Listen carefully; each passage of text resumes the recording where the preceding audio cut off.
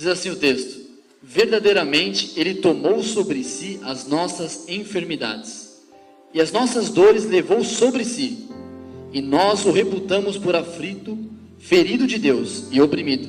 Mas Ele foi ferido por causa das nossas transgressões, e moído por causa das nossas iniquidades. O castigo que nos traz a paz estava sobre Ele, e pelas suas pisaduras fomos sarados. Todos nós andávamos desgarrados como ovelhas, cada um se desviava pelo seu caminho, mas o Senhor fez cair sobre ele a iniquidade de nós todos. Ele foi oprimido e afligido, mas não abriu a sua boca. Fala para o irmão do seu lado: não abriu a sua boca. Só até aqui. Como um cordeiro foi levado ao matadouro, e como uma ovelha muda, diga para ele: ovelha muda, perante os seus tosqueadores, assim ele não abriu a boca. Diga de novo: não abriu a boca. Amém? Pode sentar, querido. Esse texto facilmente nós identificamos de quem ele está falando. Nós não precisamos de muita interpretação. Nós sabemos que se trata de uma profecia falando do Messias que havia de salvar todos. Porém, algo que tem acontecido nos nossos dias de hoje, que tem deixado dificilmente nós cumprirmos o que essa palavra tem nos ensinado.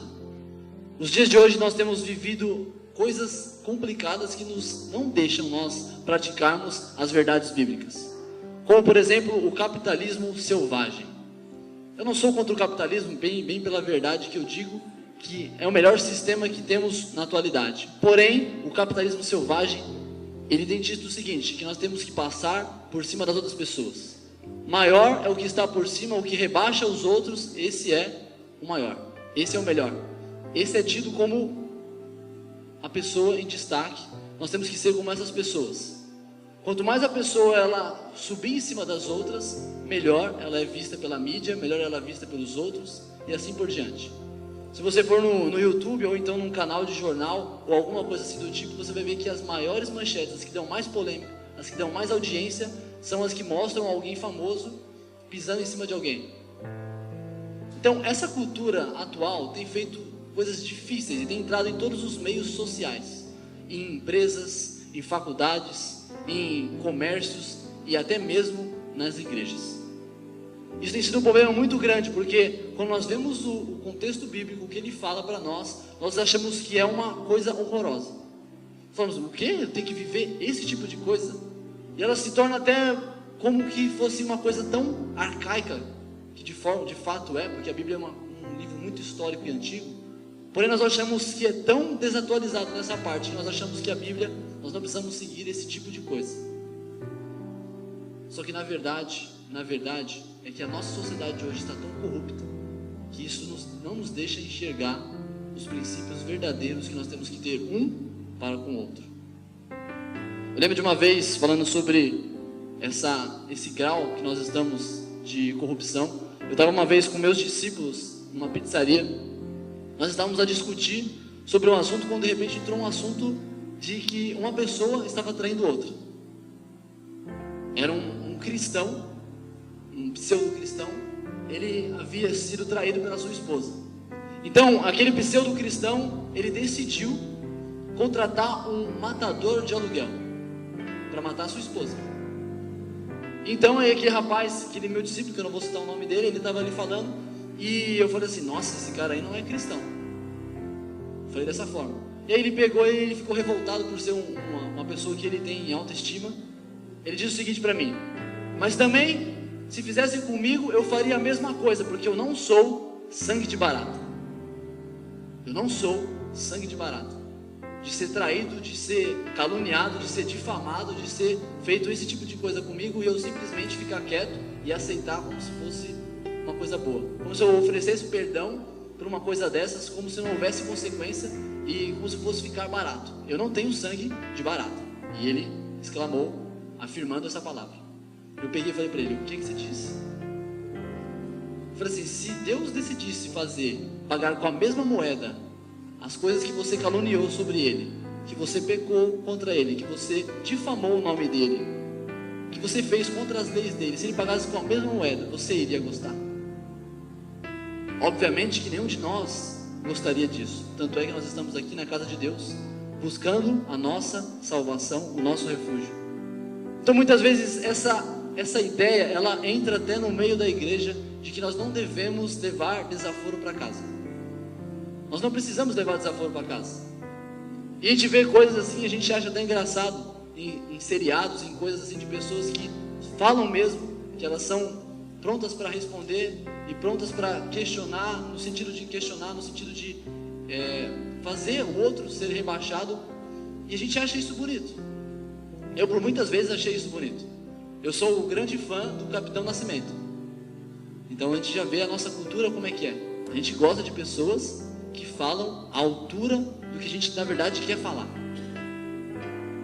Então eu queria que a gente pensasse um pouco, por causa que o texto diz que Jesus, ele foi uma ovelha calada. Ele foi uma ovelha muda. Diante da difamação, diante da situação, quando ele se apresenta diante de Pilatos, quando ele apresenta ali para salvar a humanidade, a gente vê que acontecem algumas coisas que são complicadas. Culpas que não eram dele. Coisas que falaram dele que na verdade não havia sucedido. Eram mentiras. Não eram verdades. E ele decidiu ficar calado. Você há de conver comigo que se alguém chega para você e fala assim, ó, você roubou, você matou, você fez qualquer tipo de delito, e alguém fala para você isso e você fica calado, automaticamente a impressão que a pessoa vai ter sobre você é que realmente você fez aquilo.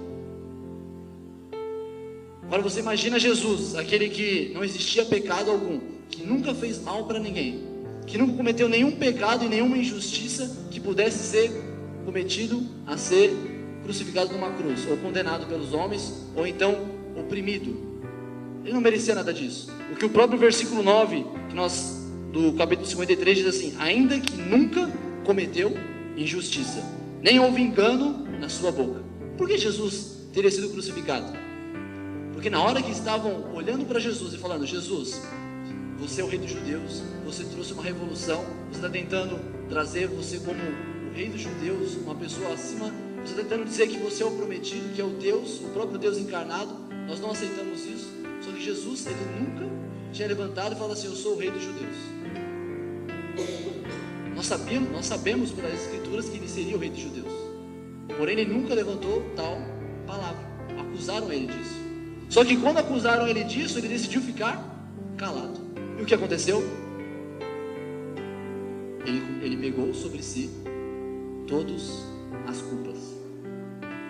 Ele decidiu ficar calado para que ele pudesse receber sobre ele a condenação que era para mim e para você. Nós olhamos para isso e falamos, que coisa seria essa? Eu pergunto para você, como é que você agiria diante dessa situação? Jesus estava frente a frente com a morte. Você já pensou se uma acusação chegasse diante de você, e essa acusação fosse tão grave, mas tão grave, que comprometeria a sua vida? Como você agiria? Eu sei como Pedro agiu. Quando Pedro chegou num determinado risco, ele foi e ele botou a culpa em outras pessoas. Ele disse que não conhecia Jesus, ele fez um alvoroço todo. Agora a pergunta é, como nós agiríamos se alguém colocasse uma culpa sobre nós, que comprometeria talvez a nossa vida? Como nós faríamos? Nós ficaríamos calados e receberíamos a culpa que talvez nem é nossa? Talvez mesmo nós sabemos que nós não merecemos uma morte, talvez por viver a vida que nós vivemos, ou então fazer algo que nós fizemos, que alguém achou que merece a morte. Mesmo assim você ficaria calado, ou você tentaria se defender? Você tentaria argumentar? Você abriria a sua boca e tentaria dar um jeito, se desesperaria, faria alguma coisa para não ser condenado? O que você faria? O que nós faríamos? Muitas vezes nós tentamos nos defender, nos autodefender, e isso é um grande problema. E eu quero trazer essa mensagem, porque Jesus, quando ele mostra isso para nós, ele quer dizer algo para a gente. Eu fui uma ovelha calada, e eu quero que você também seja uma ovelha calada. Amém? Por isso que o tema dessa mensagem é ovelha muda. Amém? Queridos, quando nós entramos nesse assunto, algo nos intriga.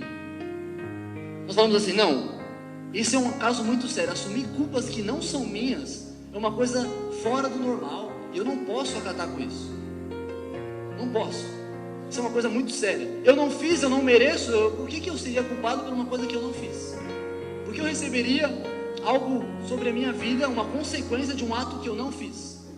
Isso seria somente a nossa escapatória para a gente fugir dessa tão pesado fardo, talvez.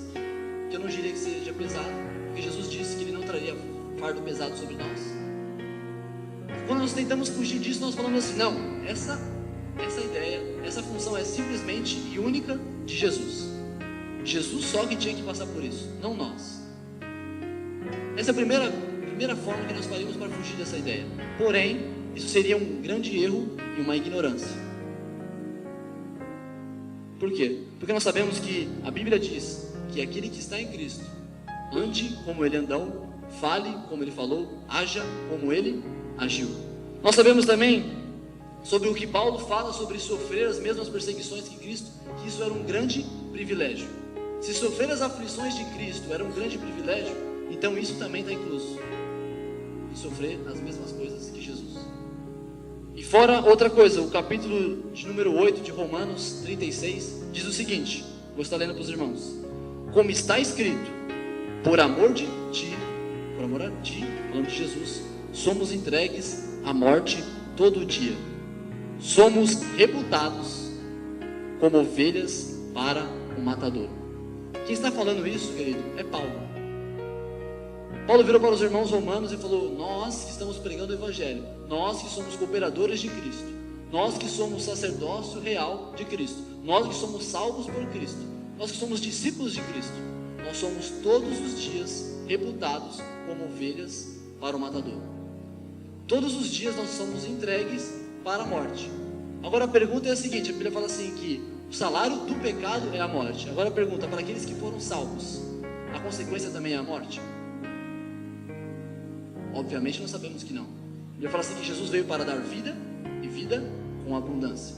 Quem queria matar a esses discípulos? Pessoas fora, pessoas que não tinham conhecido a Cristo, que estavam perseguindo Ele. E quando nós olhamos a ovelha tem uma característica muito interessante. Qual? Quando a ovelha vai ser levada para ser degolada, para ser morta, ela é diferente de qualquer outro animal.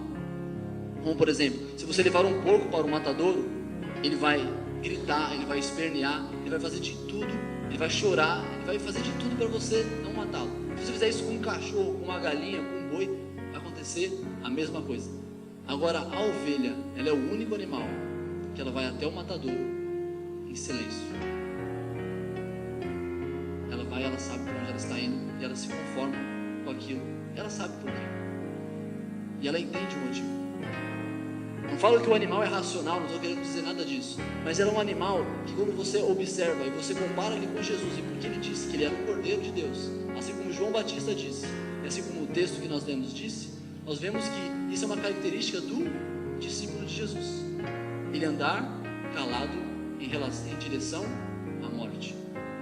Paulo está falando o seguinte para esses homens: nós somos igual a ovelha indo para o matador. Nós vamos em silêncio. Nós vamos sem tentar nos defender. Porque Paulo, ele sabe bem que ele tem crido, e ele sabe que Deus é fiel para completar a boa obra. Ele sabe que Deus, ele é o escudo e proteção dele. Ele não precisa pedir auxílio de homens.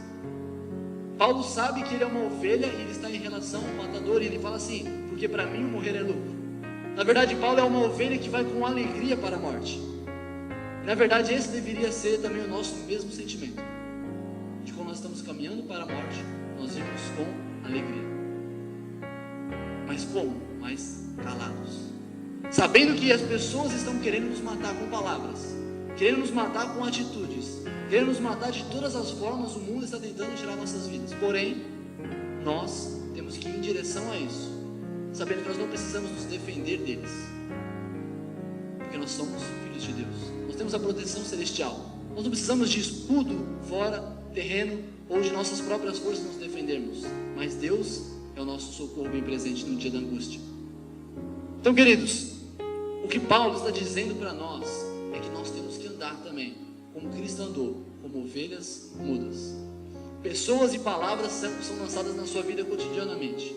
E você pode lembrar de várias vezes onde houve um problema, houve uma briga, houve uma discórdia.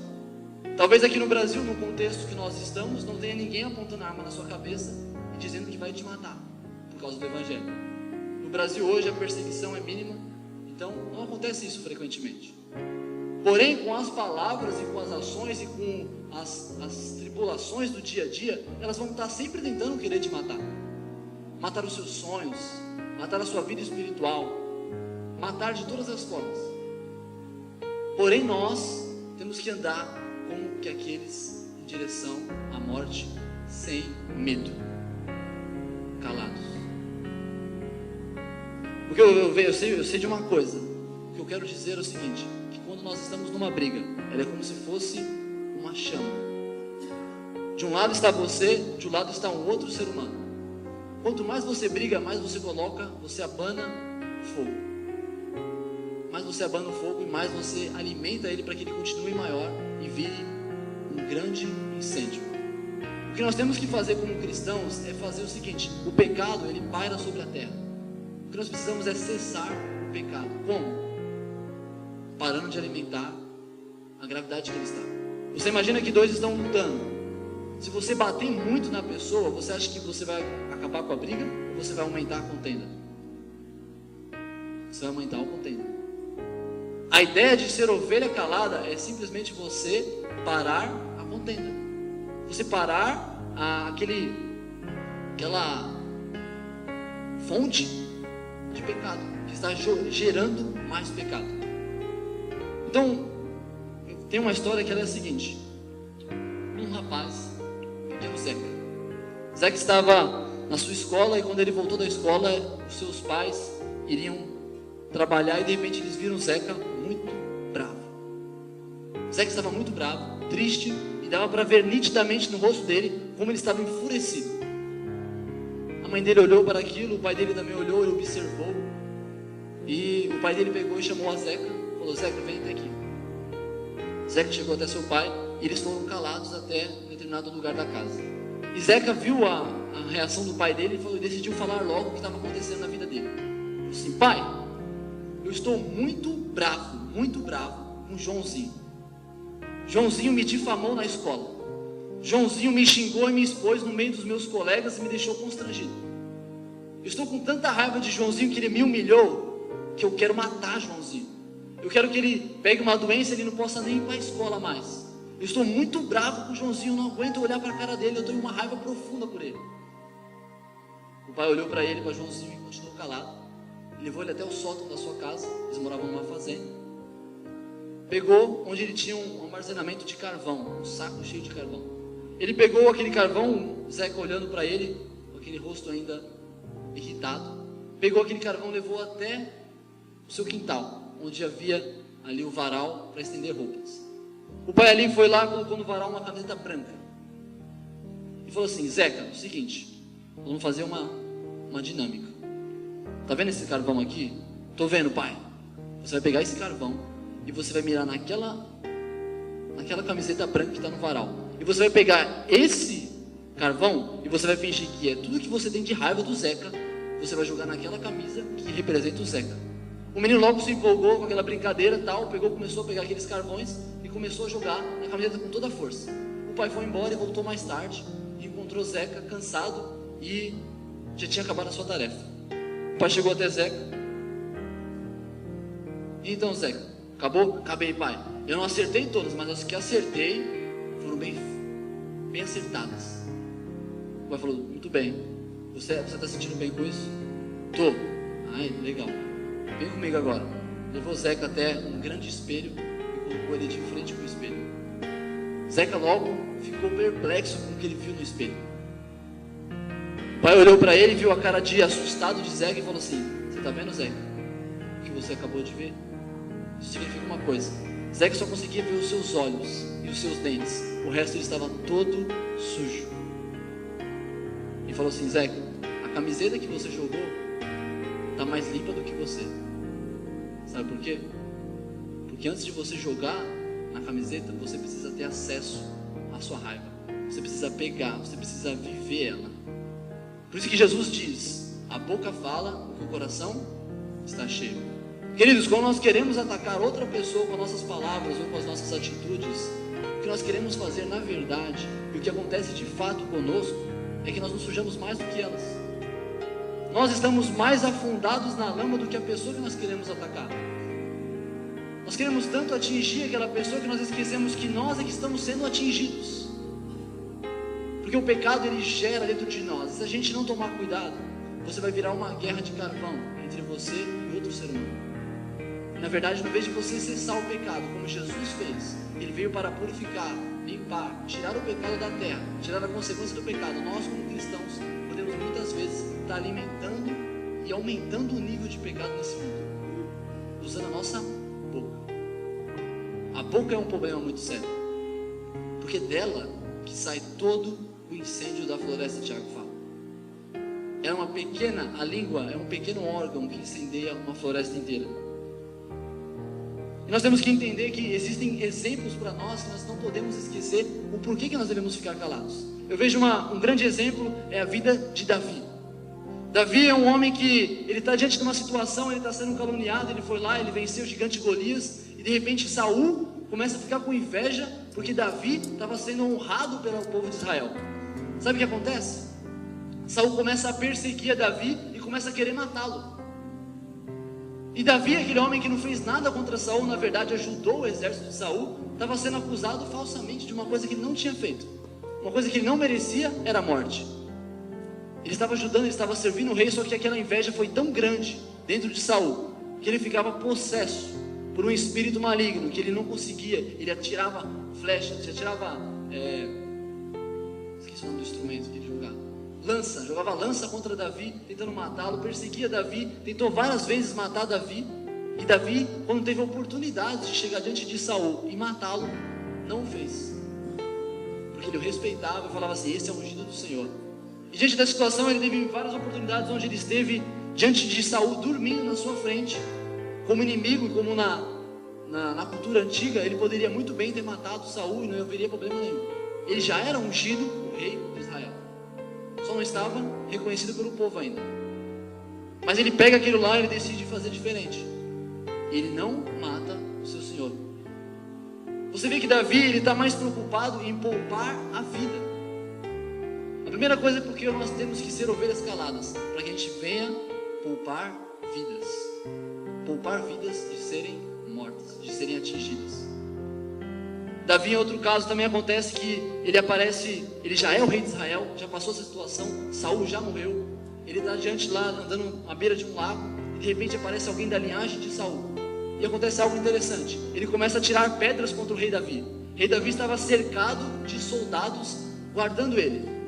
Ele começa a tirar pedras e chamar Davi de assassino. Você é um assassino, você matou a Saul, e começa a praguejá-lo, falar contra ele. Davi continua calado, prosseguindo, e ele fica em silêncio. De repente, um dos seus soldados fica inconformado com a situação e fala para Davi: Davi, me dê a liberdade para que eu possa matá-lo, porque ele está caluniando o rei de Israel. Me dê a oportunidade que eu vou matá-lo, vou cortar a cabeça dele. Davi era um homem de guerra, poderia muito bem, como rei de Israel, mandar e decretar que matasse aquele homem. Mas Davi olha para aquela situação e ele fala o seguinte: não vou matar, não vai matar. Assim Deus o quis que fosse. Queridos, o que Deus quis que acontecesse é que nós poupêssemos vidas. Davi, ele permanece calado, ele permanece em situação passiva, mesmo ele sendo caluniado de coisas que ele não fizeram, que ele não fez. Pessoas que mentiram contra nós, muitas vezes a gente não consegue nem ficar quieto. Nossa mente começa a maquinar mal, começa a querer falar, começa a querer abordar as pessoas, começa a querer fazer mal pelas pessoas, mesmo nós somos cristãos. Davi está dando um grande exemplo, falando assim: não vou matá-lo, eu vou assumir o problema dele. Davi não tinha matado Saul. Nós sabemos pela história que Saul se matou. Ele se jogou sobre uma espada. Davi estava sendo acusado de assassino, estava sendo difamado no meio dos seus soldados. Ele decidiu pegar a culpa daquele homem, colocar num saco plástico, fechar e jogar fora. Eu vejo que o papel do cristão é ser lixeiro, é pegar o lixo da sociedade, pegar o problema da corrupção estancar e jogar fora. Eu vejo muito facilmente uma coisa que nós talvez não temos essa ilustração na nossa mente, mas Jesus, ele é um grande lixeiro. Ele é um grande lixeiro. Ele veio passando por nós e levando todos os pecados sobre ele. Nós, querido, como cristãos, nós temos que servir ao nosso mestre da mesma forma, agindo e andando e pegando o problema dos outros e não aumentando, tirando da sacola e jogando sobre os outros o problema. Nós temos que pegar não para nós, mas pegar e guardar, fechar e jogar na cruz. Jogar o verdadeiro lixeiro. Esse é o nosso papel, poupar vidas de serem mortas pelas nossas palavras. Isso é uma coisa muito séria, muito difícil de ser vivida. Você ficar quieto diante de uma situação, uma acusação, eu digo que é para poucos. Para poucos quem? Para nós. É o meu e o seu dever. Outra coisa que eu lembro quando nós acabamos nos comprometendo quando nós começamos a querer nos defender. Como nós esquecemos que quem é o nosso defensor é realmente Deus. Como Davi mesmo disse no Salmo 18, dizendo que o Senhor é o meu escudo e a minha fortaleza.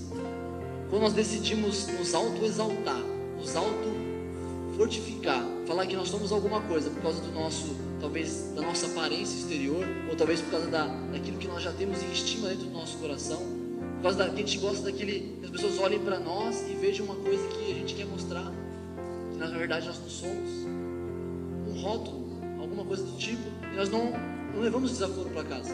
Nós tentamos nos defender com palavras, com gestos, com formas, de todos os jeitos. Isso nada mais é do que um problema sério de saber quem que é o seu defensor. Enquanto nós tentarmos nos autodefendermos, nós vamos ser prejudicados, porque a nossa forma de defesa é muito frágil. Nós não vamos aguentar. Por isso que nós precisamos do Senhor como nosso defensor. Quantos tem o Senhor como defensor da sua vida? Então, queridos, nós temos que confiar nele. Saber que toda a nossa fragilidade, a nossa identidade, a nossa convicção, as nossas famas, toda a nossa reputação, ela tem que estar ligada no Senhor. É nele que tem que estar. Se um homem difamar você, se um homem colocar algo contra você, falar algo contra você que não seja verdade, você não deve ficar melindrado ou se sentir fragilizado.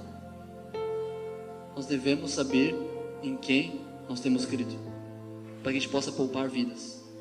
Eu lembro de palavras que foram usadas pela minha vida e que não trouxeram um resultado muito bom. Eu lembro quando eu era na época da escola, eu era muito bagunceiro. E eu lembro de uma vez que uma professora de história, não esqueço o nome dela, vocês vão entender porquê. O nome dela era Ruth.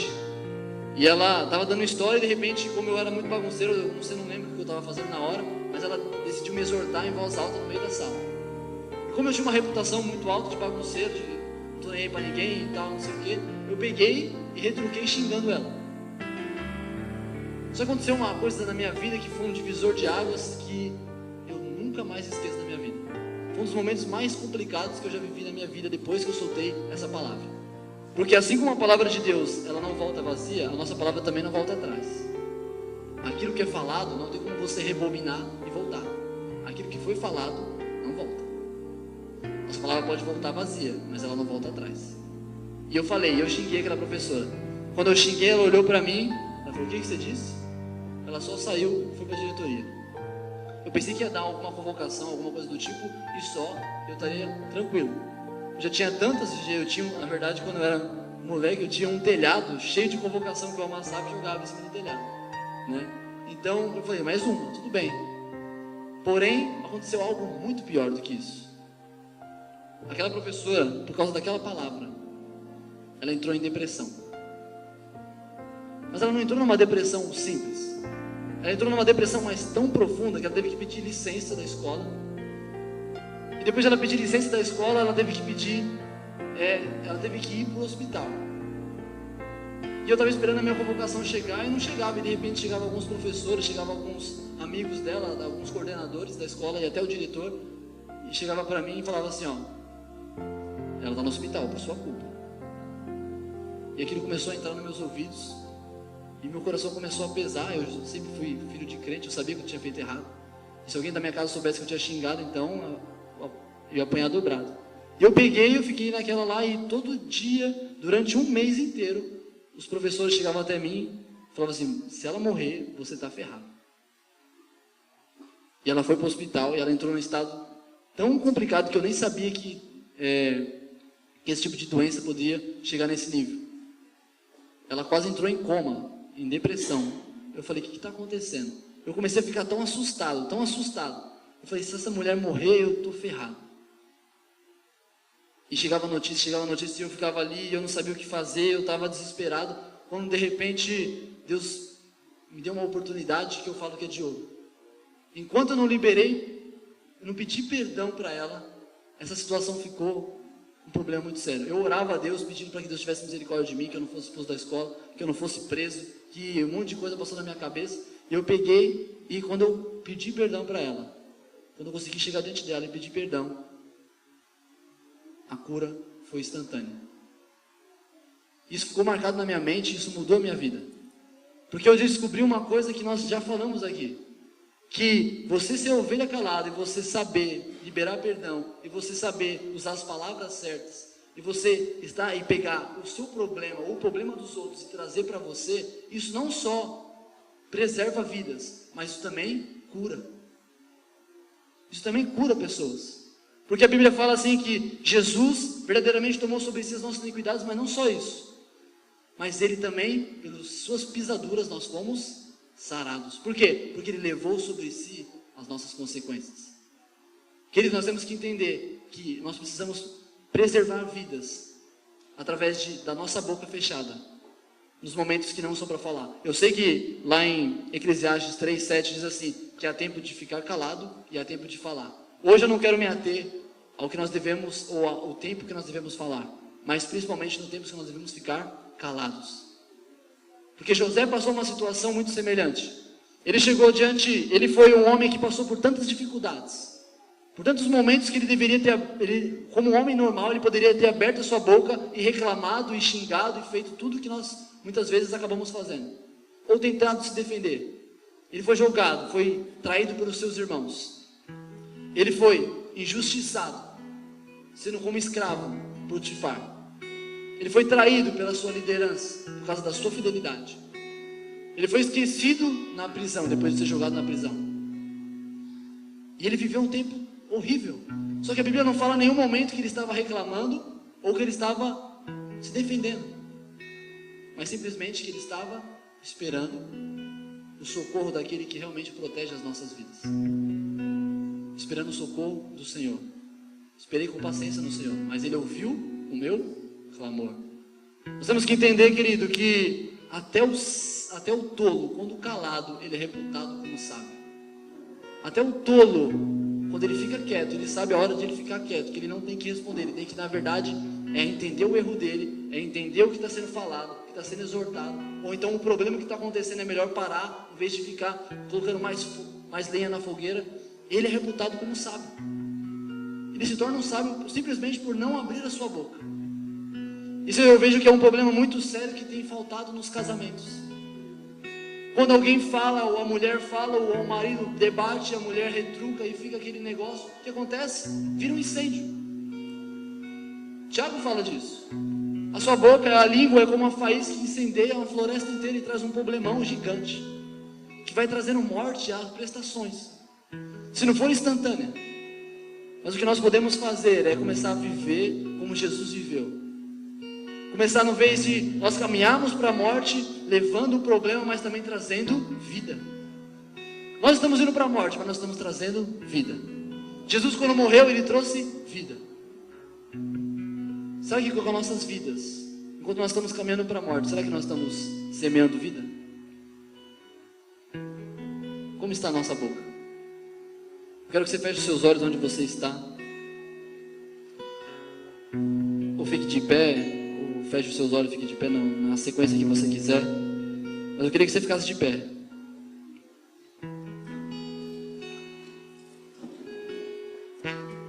Nosso coração ele deve ser examinado profundamente para ver o que nós temos jogado nas pessoas. Será que quando nós passamos por coisas que nós cremos e temos a certeza que nós não merecemos, ou que alguém inventa alguma história, ou então alguém fala uma coisa que você não gosta de ouvir, será que você está disposto a pegar o carvão e jogar em cima dela? Ou será que você, como cristão, você hoje decide falar assim: o meu coração, ele está cheio de Cristo, então a minha boca vai falar coisas de Cristo. Eu estou disposto a ficar quieto na hora do problema e disposto a pegar o problema dessa pessoa também, levar sobre mim e jogar na cruz. Eu não falo para você nessa noite, você pegar o problema para si e se encher de problema seu e dos outros. Eu não falo isso. Mas eu falo que você pode parar. Você pode extinguir a chama do problema do pecado nesse mundo. E eu falo para você, se você é um cristão, se nós somos cristãos, o nosso papel é exatamente esse: exterminarmos com o pecado. Você pode fazer isso sendo ovelha muda, sendo discípulo de Cristo. Cuidado com seus pensamentos, eles se transformam em palavras. Cuidado com as suas palavras, elas se transformam em ações. Cuidado com as suas ações, elas se transformam em hábitos. Cuidado com seus hábitos, eles moldam o seu caráter. Cuidado com seu caráter, ele decidirá o seu destino. Se nós refletamos nessa mensagem, eu quero que nesse momento você abra sua boca agora. Agora é a hora de abrir a boca. Você falasse com Deus, pedisse perdão, pedisse misericórdia, pedisse que Ele enchesse o seu coração de tamanho amor, disposto a um amor tão grande, tão grande, tão grande, disposto a entregar a sua própria vida por aquele que é seu inimigo, por aquele que não quer o seu bem, por aquele que muitas vezes vai levantar coisas que não são verdade contra você, que vão fazer igual Saul, que vão fazer igual os irmãos de José. Só que você está disposto a ser discípulo de Cristo e não discípulo de Saul. Discípulo de Jesus, a ser uma ovelha do rebanho do bom pastor, e está disposto a morrer calado, mas trazendo vida para outras pessoas que estão mortas. Pai querido, nós entramos na Tua presença, Senhor. Te agradecemos por essa noite e pela Tua palavra que foi revelada nos nossos corações. Senhor, eu não quero, Senhor, que seja só um discurso, Senhor, uma palavra, Senhor, mas peço no nome de Jesus, que a vida venha habitar nos nossos corações nesse momento, Pai. Para que a nossa boca possa se encher, Senhor, de palavras, Senhor, não vãs, Senhor, não de torpe ganância, Senhor, não, Senhor, de blasfêmia, Senhor, amaldiçoando os homens, Senhor, mas que a nossa boca venha se encher do louvor para a Tua glória, Pai.